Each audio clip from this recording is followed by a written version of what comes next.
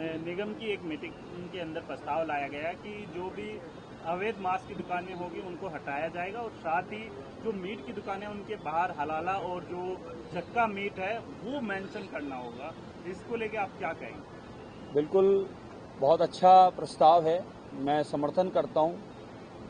मैं पूर्ववर्ती जब सरकार थी और संपूर्ण राजस्थान में, जयपुर नगर में और मेरे हवा महल विधानसभा और परकोटे के भीतर अनगिनत मांस की दुकानें खुले में चल रही थी, मैंने इसका विरोध किया था। खुलेआम वहीं जिंदा जानवर लाना, वहीं काटना और वहीं बेचना।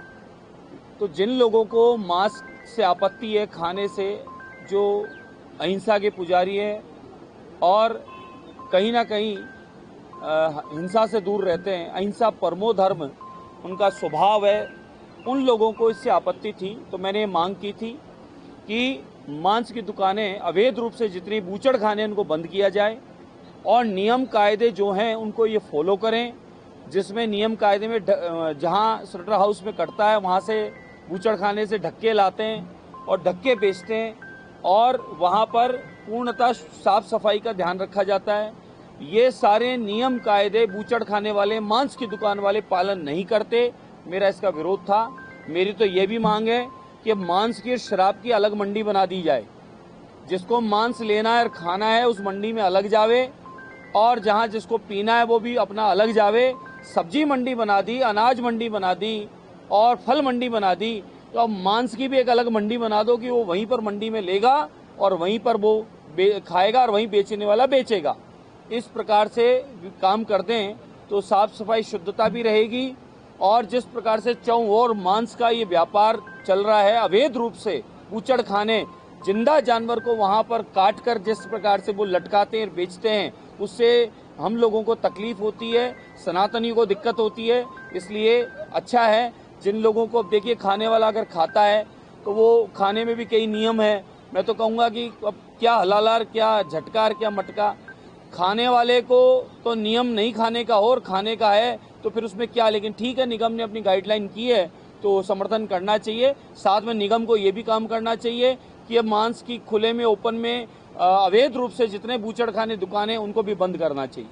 आज आपने कहा कि सोमवार और प्रदोष जो मांस है वो नहीं बेचना। श्रावण मास का पवित्र महीना है, देवादिदेव महादेव की, शिव की आराधना समस्त सनातनी करेगा और कावड़ यात्राएं भी आएगी, शिव के व्रत भी होंगे, सहस्त्रगढ़ रुद्राभिषेक भी होंगे और पूरे देश और प्रदेश की खुशहाली की कामना आप हम सब मिलकर करेंगे। देवादिदेव महादेव का ये महीने में मैं अब पत्र लिखूंगा। मैंने अपनी मांग रखी है कि प्रदोष, शिवरात्रि जिसे भी बोलते हैं हम लोग, त्रयोदशी भी बोलते हैं, श्रावण मास की त्रयोदशी, प्रदोष और सोमवार के दिवस भी मांस की दुकानें बंद रहे और कावड़ यात्राओं के आगमन वाले स्थानों पर, शिवालयों पर, तीर्थ क्षेत्रों में, वहां पर 100% बंद रहे और उस क्षेत्रों में मांस का व्यापार, कारोबार बिल्कुल कतई न हो, कम से कम सोमवार और प्रदोष। बाकी मंगलवार का भी नियम है और एकादशी कर दो तो अति उत्तम है।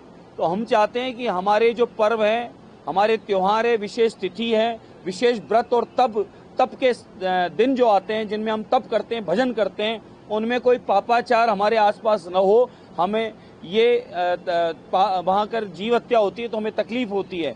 तो मैं तो ये चाहूँगा कि प्रदोष और सोमवार को श्रावण मास में मांस की दुकानें बंद रहनी चाहिए। कल पूर्णिमा है,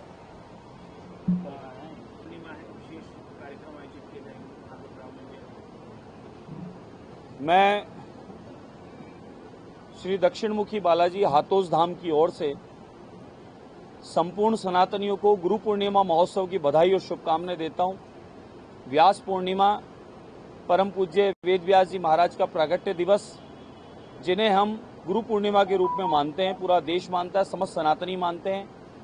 जहां हम गुरु यानी ज्ञान, जहां से ज्ञान की शुरुआत होती है, वो ज्ञान अध्यात्म का, वो ज्ञान हमारे धर्म का, हमारे धर्म के बोध का, जहाँ से, वहाँ से हमारी परंपरा सनातनियों की एक मंत्र दीक्षा लेकर और अपने आप को वैष्णव और सनातनी का पूर्णता मान लिया जाता है। वही दिन ये गुरु पूर्णिमा है। मैं हाथोस धाम की ओर से इस गुरु पूर्णिमा की बधाई शुभकामनाएं भी देता हूं। साथ ही गुरु पूर्णिमा उत्सव हमारे हाथोस धाम पे भी 3 दिवस का होता है, जिसमें प्रथम दिवस भगवान नरसिंह की लीला होती है, दूसरे दिवस वराह लीला होती है, नाम संकीर्तन होता है और तीसरे दिवस गुरु पूर्णिमा प्रातः से लेकर रात्रि तक सत्संग, भजन, कीर्तन और मंत्र दीक्षा के